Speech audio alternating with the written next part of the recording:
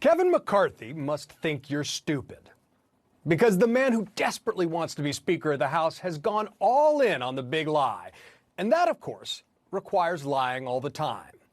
But even by the degraded standards of today, his desperate attempts to deflect and rewrite history at a press conference yesterday were shameless. Let's set the scene.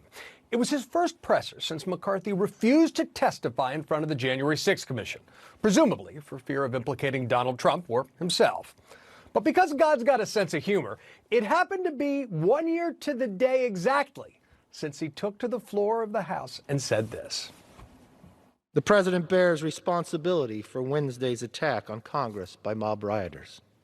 He should have immediately denounced the mob when he saw what was unfolding. And make no mistake, those who are responsible for Wednesday's chaos will be brought to justice. Yes, that day he called for a fact-finding commission, and he's been trying to kill it ever since. So when asked by a reporter why he abruptly changed his position after a visit to Mar-a-Lago, just 3 weeks after the attack, here's what McCarthy said.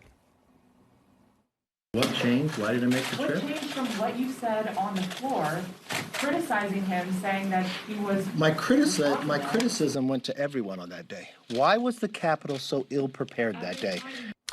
It's sad to see a grown man so scared of an ex-president. Because his criticism was directed at Donald Trump that day. It wasn't some free-floating condemnation of everyone. And notice how fast he wanted to pivot to his preferred talking point about Capitol Hill police preparation, which he repeated 3 times. That's because that's the new line, an insinuation that Speaker Nancy Pelosi might somehow be responsible for the Capitol being overrun by a violent mob of Trump supporters. He's trying out the Trump playbook of project and deflect. Now, one major reason why the committee wants to talk with McCarthy is because he spoke with Donald Trump that day. And one of his Republican colleagues said it was a screaming match that showed the president didn't want to call off the rioters, which is incredibly relevant to the question of Trump's state of mind. But after telling CNN he would testify, McCarthy's done a 180. Now he doesn't want to offer any details about the Trump call, and he's really upset that phone records have been requested. As the Republican co-chair of the committee, Liz Cheney, said, he's clearly trying to cover up what happened. Now, the number one rule of project and deflect is to accuse your opponents about what you've been credibly accused of. And so McCarthy has denounced the Jan 6 Commission as an abuse of power.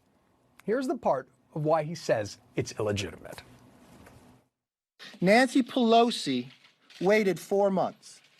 In that time period, as we came here and discussed many times, you were here, you would ask me questions. My fear began to erode that she'd play politics with this. Never did I think a speaker would play such politics and then appoint a chairman who starts the committee by saying the only person out of bounds is the speaker. Playing politics. Now, because he's trying to memory hold the entire thing under layers of mock outrage, here's what really happened. McCarthy wrote a letter to Speaker Pelosi in late February, demanding 3 conditions: an equal split and appointee from both parties, co-equal subpoena power, and no predetermined conclusions. Pelosi agreed. But then in May, McCarthy was trying to whip votes against the commission that he requested. 35 House Republicans defected. Now, when Pelosi unilaterally created the special commission, McCarthy tried to appoint Republicans who believed the big lie. Folks like Jim Jordan, who'd been trying to overturn the election with Trump, and Jim Banks. Now, Pelosi rejected these 2 poison pill participants. Then McCarthy pulled all his picks. So, spare us the crocodile tears, Congressman. Likewise, McCarthy's claim that committees can only investigate for legislative purpose ignores multiple precedents like, Benghazi. And it also ignores possible congressional changes to strengthen our democracy, like reforming the Electoral Count Act. Now, despite McCarthy's cries to the contrary, of course, the real outrage isn't the January 6th Commission.